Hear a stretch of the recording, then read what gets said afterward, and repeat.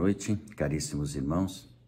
Meu nome é Pedro Paulo, casado, 2 filhos, paróquia São Judas Tadeu de Barreiros e também candidato ao diaconato permanente pela nossa arquidiocese. Então, estamos hoje, com a graça de Deus, trabalhando com vocês o repasse do 7º capítulo da exortação apostólica Amoris Laetitia, reforçar a educação dos filhos. Vamos iniciar esse nosso encontro fazendo a oração à Sagrada Família, que consta na página 203 do Papa Francisco. Em nome do Pai, do Filho e do Espírito Santo. Amém. Jesus, Maria e José, em vós contemplamos o esplendor do verdadeiro amor. Confiantes, a vós nos consagramos. Sagrada Família de Nazaré, tornai também as nossas famílias lugares de comunhão e cenáculos de oração, autênticas escolas do Evangelho e pequenas igrejas domésticas. Sagrada Família de Nazaré, que nunca mais haja nas famílias episódios de violência, de fechamento e divisão. E quem tiver sido ferido ou escandalizado, seja rapidamente consolado e curado. Sagrada Família de Nazaré, fazei que todos nos tornemos conscientes do caráter sagrado e inviolável da família, da sua beleza no projeto de Deus. Jesus, Maria e José, ouvi-nos e acolhei a nossa súplica. Amém. O capítulo 7 dá continuação a todo o trabalho referente à família trabalhado nesta exortação. Reforçar a educação dos filhos. No desenvolvimento moral dos filhos, os pais têm grande influência. Cabe aos pais a responsabilidade, portanto, de acompanhar de modo apropriado a educação dos seus filhos. Não podemos delegar, terceirizar esta missão. Esta responsabilidade é nossa como pais. Os pais não podem renunciar a esta missão. Devemos nos interrogar sempre nos questionar: quem oferece aos nossos filhos diversão? Que conteúdos eles acessam nos celulares, pela televisão, pelos livros? Com quem andam? Quais as suas amizades? Enfim, precisamos sempre nos questionar sobre esses aspectos. Orientar para o amadurecimento. Teremos que ser criativos, pois não podemos, de forma exagerada, tornar uma obsessão querer controlar todos os espaços e momentos dos nossos filhos. Não podemos invadir os espaços que são próprios deles, proibindo tudo, querendo acompanhar tudo. Não é possível. Precisamos, através de um processo, sim, um processo inteligente, um processo com sabedoria, ajudá-los a amadurecer dentro de certa liberdade, ajudá-los a lidar com esses conteúdos que hoje acessamos de maneira muito fácil. Fazer com que possam selecionar, entendam por que é necessário selecionar os conteúdos, para que possam ter um crescimento integrado. Não é possível vigiar tudo. Não é possível acompanhar tudo, o dia a dia deles. Então, precisamos ensiná-los com sabedoria. É um grande desafio. Precisamos nos reinventar. para que eles possam entender as situações de riscos e aí por si só livrar-se com autonomia desses riscos. Maturidade com valores. Nós, pais, precisamos da escola para assegurar aos filhos conhecimento acadêmico. Eles precisam de formação acadêmica. Mas a educação moral e ética não podemos terceirizar. Não podemos deixar somente a cargo dos professores. Quando não, muitas vezes, pela vida corrida que nós normalmente temos, deixamos isso a cargo daqueles que nos auxiliam em nossas casas e também os professores. Não podemos terceirizar a educação moral e ética dos nossos filhos. Os valores morais se constroem dentro da família, onde os filhos aprendem no início de suas vidas, principalmente olhando e observando as referências que possuem em casa, portanto, os pais. Já ouviram esse ditado, por certo? O fruto não cai longe do pé. O fruto não cai longe do pé. Vamos refletir que imagem estamos passando aos nossos filhos. Precisamos nos perguntar quais valores, quais princípios morais estamos transparecendo aos nossos filhos. É nossa responsabilidade nos questionarmos sempre sobre isso. Precisamos investir no diálogo, ser criativos nessa conversa, trazê-los para perto, para que eles possam compreender gradativamente o que é certo, o que é errado, o que eles podem e o que eles não podem fazer. Criar hábitos. É necessário cultivar bons hábitos, diz o Papa Francisco. Interiorizando valores. Vamos trabalhando atitudes que merecem ser repetidas sempre. E nós é que temos que iniciar esse processo de repetição.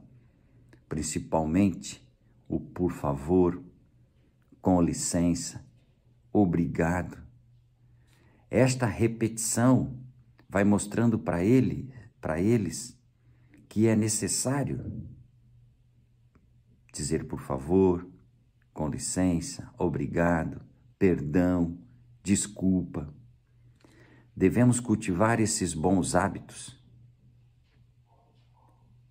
porque nós somos um espelho para eles. E para isso nós precisamos, então, gerar essas condições, mas primeiro nós temos que ser esta referência. Virtudes, frutos de convicção interiores. A liberdade é algo grandioso. Lutamos pela nossa liberdade, sempre. Como criança, adolescentes, adultos, casados. E essa liberdade todos nós procuramos. Mas podemos perdê-la. Podemos perder essa liberdade, nos tornando escravos de inclinações compulsivas, escravos do excesso de televisão, excesso de jogos, excesso de outras coisas que não constroem nada em nossa vida. Precisamos fazer alguma coisa do nosso tempo ocioso, mas não de forma compulsiva, nos tornando escravos disso ou daquilo. Entendemos que determinadas ações são frutos de atitudes desumanizadas, que fazem mal ao outro. Aprender a se colocar no lugar do outro, de modo que essas atitudes desumanas sejam percebidas em nós, faz com que a gente pense no outro, porque aquilo que eu não quero para mim, eu também não quero para o outro. Isto é trabalhar a empatia, se colocar no lugar do outro. Tanto nós, pais, enquanto percebendo os nossos filhos, também temos que nos colocar no lugar deles. Claro, a liberdade deles é uma liberdade, de certa forma, limitada pela consciência dos riscos que eles não têm. Então, nós somos orientadores, mas temos que permitir que eles tenham liberdade, mas uma liberdade consciente. E isso é um outro desafio da nossa parte. Precisamos estar colocando isso sempre para eles. Educar para o perdão. Exercer a disciplina é necessário. Corrigir é necessário. Não podemos ver as coisas erradas e deixar elas passar a mão na cabeça. O que é certo e o que é errado precisa ser corrigido. Precisamos corrigir com firmeza, mas com amor. Eles têm que perceber que são amados. Estamos corrigindo o erro. A pessoa nós amamos. Para não criar traumas. Existem muitos adultos e adolescentes traumatizados pela forma incorreta que nós pais agimos quando queremos corrigir um problema. Se a criança maltratar alguém, se o adolescente fizer algo errado, deve ser corrigido e deve ser orientado a pedir desculpas pelo mal que fez. Temos que ter muita criatividade para trabalhar essas coisas, mais ainda para perceber esses erros. Como vamos acompanhá-los? Como vamos perceber esses erros para poder orientá-los? Temos que criar diálogo, conversa, abertura. Precisamos ser também os melhores amigos dos nossos filhos. Um processo gradual, sem forçar. O Papa Francisco orienta: quando se propõe os valores, é preciso fazê-lo pouco a pouco. Avançar de maneira diferente segundo a idade e as possibilidades, sem metodologias rígidas e imutáveis. Cada caso é um caso. Temos que agir com muita sabedoria. São crianças ou adolescentes e exigem da gente muita paciência e é necessário perseverança. Nunca vai estar pronto, eles sempre vão estar a caminho, sejam crianças, jovens, adultos ou muito adultos, sempre serão nossos filhos e perseverantes sempre teremos que estar do lado deles. Estimulá-los na linha da responsabilidade. Precisamos trabalhar essas questões sempre com eles, de certa forma, não colocando as nossas opiniões sempre rígidas e duras, mas conversando sobre o que é certo, sobre o que é errado, sobre a questão da empatia, o que é que o outro vai estar sentindo se eu faço isso ou aquilo, fazer com que eles enxerguem um pouco além. A família, a primeira escola. A família é a primeira escola dos valores humanos. Liberdade com responsabilidade. Uma família feliz. Os bons hábitos devem sempre ser ensinados desde criancinhas. É o melhor momento para eles gravarem, para eles colocarem dentro de si aquilo que é certo e que é errado. Dizem os profissionais dessa área, psicólogos e professores profissionais, que de 0 a 2 anos é o melhor período para educá-los. Vejam bem, de 0 a 2 anos. Né? Com esse mundo digital, onde tudo é precoce, onde criancinhas já manipulam esses equipamentos, então tudo é muito precoce, eles vão aprender muito rápido. Precisamos nos antecipar a essa educação. Nosso desafio não é pequeno. E vigiá-los 100% é impossível com os acessos que eles possuem, celulares, televisão, internet, enfim, amigos.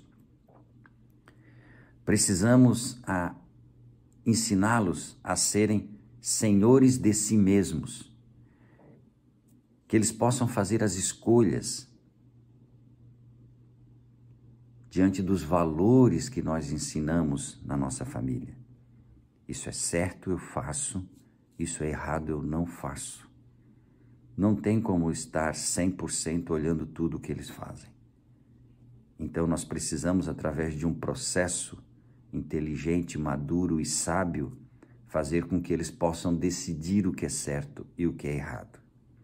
Obviamente, precisamos ser muito exemplo disso. Muito exemplo disso.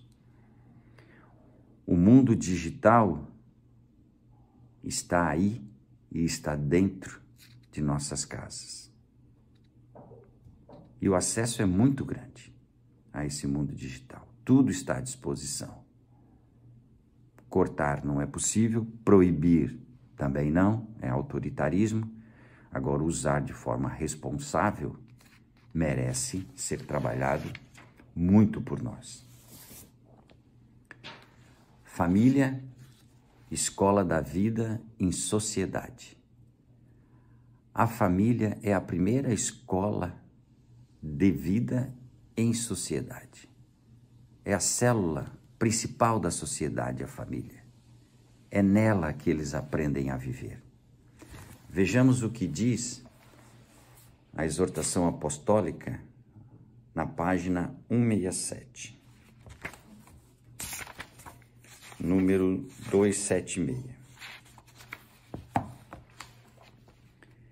A família é o âmbito da socialização primária, porque é o primeiro lugar onde se aprende a relacionar-se com o outro, a escutar, partilhar, suportar, respeitar, ajudar, conviver. A tarefa educativa deve levar a sentir o mundo e a sociedade como ambiente familiar. É uma educação para saber habitar mais além dos limites da própria casa. No contexto familiar, ensina-se a recuperar a proximidade, o cuidado, a saudação. Vejam que a família é o primeiro lugar da sociedade. Ali se aprende tudo. Vejam a importância da família na construção da educação dos nossos filhos. Repito, não podemos delegar essa missão a outro. Essa responsabilidade é dos pais. Família, escola do cuidado ecológico. Nossa casa comum, nosso planeta. A gente vê pelas várias reportagens pelo mundo afora que o mundo está agonizando. Precisamos rever nossos hábitos de consumo. Vocês já perceberam que nos alimentos que compramos é mais embalagem do que alimento? Às vezes uma coisa pequenininha tem uma embalagem super sofisticada. Talvez o custo da embalagem é mais caro do que o próprio custo do alimento. Precisamos rever esses hábitos de consumo, escolher aquilo que não agride a natureza. Geramos muito lixo, né, por conta das embalagens, dos alimentos, das coisas que compramos. Precisamos rever esses hábitos. O uso racional da água, no banho, na torneira, no desperdício. O volume de água doce no mundo é muito pequeno, né? E consumimos exageradamente, com muitos desperdícios. Separar o lixo, o reciclado do orgânico, já irmos ensinando às nossas crianças, isso é aqui, isso é ali, para que seja reciclado, que seja aproveitado. Temos que fazer a nossa parte para facilitar o uso do outro. A poluição advinda dos nossos carros, não é? Óbvio, se tivermos que comprar carro, precisamos dele, carros mais econômicos, que gastem menos combustível. Enfim, precisamos cuidar da nossa casa comum. Hoje nós temos muitos recursos, os nossos recursos são maiores, a nossa condição de vida é melhor e com isso consumimos mais. Somos uma geração de consumistas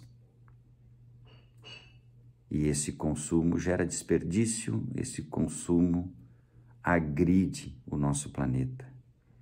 Precisamos ser muito conscientes. E aquilo que temos e que não usamos não é mais nosso.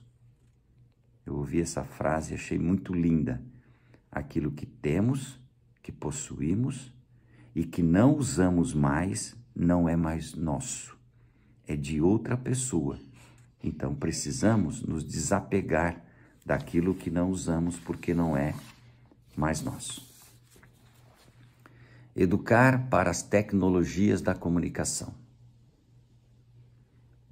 Disse hoje que a droga do século, a droga do século, com muitos viciados, é o uso da tecnologia de comunicação através dos smartphones, dos telefones celulares. Como tratar isso na nossa casa? O uso dos celulares. Se olharmos ao nosso redor, quando você vai a um restaurante, quando você vai numa casa ou em algum lugar, percebam que as pessoas, os jovens e até adultos também, estão nos celulares e próximas um do outro, chegando ao absurdo de estar próximo fisicamente e conversar via celular. Precisamos rever isso, precisamos pensar como tratar isso. Claro que o uso dessa tecnologia é boa para o estudo, é boa para o trabalho, é boa para se divertir, aproxima as pessoas distantes, tudo isso. Mas ela também é muito perigosa e vem gerando muitos problemas. O individualismo. Fora o perigo das pessoas que entram em contato, principalmente com os nossos filhos, porque ali é um canal aberto para o mundo. Nós, pais, precisamos ser exemplos no uso dessa tecnologia. E precisamos de uma forma sábia tratar isso com nossos filhos, que eles sejam responsáveis. A hora de estudar é hora de estudar. A hora de se divertir no celular, a hora de se divertir no celular. A hora de pesquisa, a hora de pesquisa, a hora de conversar, a hora de conversar. Mas isso não pode ser o tempo todo. A vida é mais do que estar conectado. Precisamos rever isso com muito carinho. E tudo que vir excesso vicia. Pensemos nisso com muito carinho. Precisamos de sabedoria para dar exemplos, dedicar momentos sem esses aparelhos, de forma criativa, sempre de forma criativa, temos que fazer essas coisas, né? Pensando que isso pode ser um problema. Claro que eles precisam usar, que eles precisam estudar, trabalhar, né? Se comunicar, mas o celular não é uma peça que se veste, é um acessório à nossa disposição. Precisamos ser inteligentes. Só para contar para vocês, a maior parte do tempo do meu aparelho celular eu deixo no silencioso. Né? Porque chegam mensagens, chegam ligações, enfim, até chegam coisas importantes. Mas as notícias ruins vão chegar de qualquer jeito. Eu, como exemplo, na minha casa, o meu celular fica no silencioso quando estou em casa. De tal forma que eu, claro, de vez em quando vou lá, olho, vejo se tem alguma mensagem, mas o meu celular não fica me chamando a todo instante. É uma maneira que eu achei de mostrar que ele não é o mais importante na minha vida, mas eu preciso dele para fazer as minhas coisas. Enfim, cada um deve achar o seu jeito de trabalhar essas questões. A comunidade cristã apoia as famílias. A comunidade cristã, ela vai trabalhar a evangelização dos nossos filhos, dos filhos da comunidade. E a catequese, a iniciação à vida cristã, hoje no novo formato com inspiração catecumenal, faz uma volta ao passado para melhorar a evangelização das nossas crianças e também dos pais. Vejam que interessante na catequese, né? Primeiro os pais, com 8 encontros, né? Isso ao longo de 2 meses, os pais passam por um processo de catequese. Isso é maravilhoso, fazer com que os pais entendam a importância da catequese dos seus filhos e eles sejam exemplos, né? Os pais dos filhos que vão fazer a catequese. Nós sabemos que esses pais, a grande maioria, por falha da nossa igreja, a qual nós fazemos parte, os pais são afastados, não são evangelizados, não conhecem o Cristo, a sua missão, e por conseguinte não apoiam os seus filhos. Esses encontros, esses 8 encontros, dessa forma que a nossa arquidiocese utiliza, nós precisamos valorizar demais. E eu tenho ouvido dos pais, em formação de catequese, né, em que a nossa igreja, infelizmente, acolhe muito mal. Precisamos melhorar a nossa acolhida à nossa comunidade. Somos muito frios. São depoimentos de alguns pais. Precisamos ter mais abertura. Como? Com inteligência, com sabedoria. A casa de Deus está aberta para todos. Precisamos acolher melhor a nossa comunidade. Mas fica aqui a importância da nossa comunidade, que apoia as famílias, e um grande caminho é a iniciação à vida cristã, a catequese.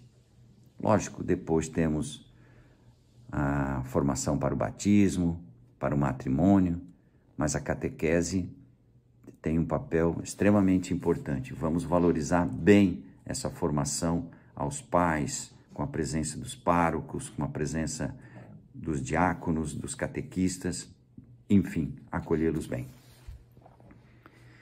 Educação sexual positiva e prudente. O tal sexo seguro. Precisamos superar esta linguagem. Não se trata de sexo seguro. A sexualidade é fruto do amor, da doação mútua. Principalmente entre os esposos. O sexo é uma condição condicionada aos esposos, ao sacramento do matrimônio. Então, essa questão do sexo seguro, nós precisamos trabalhar na nossa comunidade. Precisamos superar essa linguagem. Não está correto. Se guardar para o matrimônio é o sentimento que nós temos que levar, que a sexualidade está relacionada além do sexo, é do amor, o amor conjugal, afetivo, o amor afetivo e o amor relacionado à fecundidade. Educar corretamente nossos filhos somente através de diálogo, conversando. Eles sabem mais do que a gente. Esse mundo informa eles de uma forma muito rápida através dos aparelhos celulares, do acesso à comunicação. Então não adianta a gente talvez não conversar com eles, dialogar com eles, falar sobre o assunto, porque eles já sabem. Aí é uma opção nossa, deixar que o mundo diga para eles o que é certo, ou nós, através de uma conversa continuada, sempre gradativa, crescendo, ir colocando para eles o que é correto e o que não é correto. Porque se não conversarmos com ele a doutrina da nossa igreja, como eles vão saber? Não é? São jovens, são crianças, mas precisam ser trabalhadas. Sexualidade uma multiplicidade de elementos. O ser masculino e o ser feminino. Ambos são criaturas de Deus, são iguais em tudo, em seus direitos e seus deveres. Obviamente, o sexo masculino e feminino se diferenciam por uma questão genética, a questão psicológica e também pelas questões estruturais de criação. Mas somos todos iguais nos nossos direitos e deveres civis e também perante a Deus. Respeitar a todos e fazer com que os nossos filhos entendam essas diferenças e também as igualdades é necessário. Hoje em dia, no mundo moderno, qual o problema de um jovem ser dançarino? É normal? Precisamos fazê-los entender que isso é normal. Qual o problema de uma mulher ser a executiva de uma empresa? Está relacionado à sua competência, à sua vocação? Isso é normal. Então, certos tipos de preconceitos merecem ser trabalhados por nós, mostrando esse caminho que somos iguais perante Deus. Educar na fé. Família e fé.